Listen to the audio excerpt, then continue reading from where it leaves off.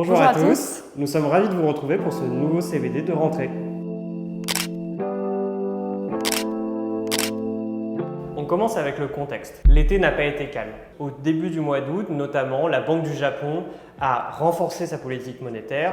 Et deuxièmement, on a eu des chiffres de l'emploi qui ont été un peu dégradés aux États-Unis. Notamment, on peut se poser des questions sur un risque de récession aux États-Unis. Donc le marché a pris peur. Une volatilité qui a été un peu à son paroxysme. On peut retrouver des niveaux de volatilité comme en 2020 pendant la crise du Covid. Ces éléments ont fait que notamment des opérations spéculatives qu'on appelle le carry trade ont été débouclées au Japon, faisant augmenter cette volatilité. On a eu des baisses de jusqu'à 12% sur le marché japonais. Dans ce contexte, quelle est notre vision ?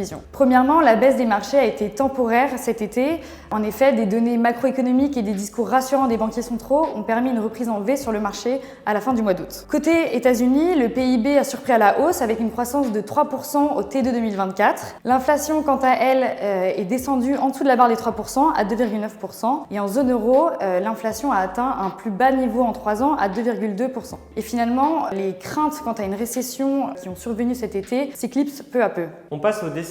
Tout d'abord, ces épisodes de volatilité sont courants et il ne faut pas prendre peur.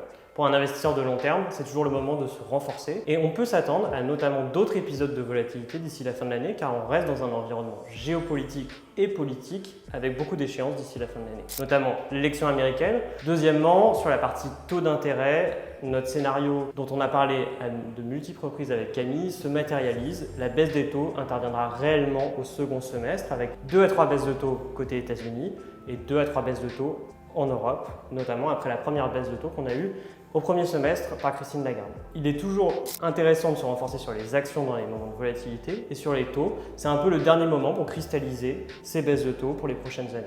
Merci beaucoup pour votre écoute. On a hâte de vous retrouver pour d'autres événements de marché dans les prochains mois.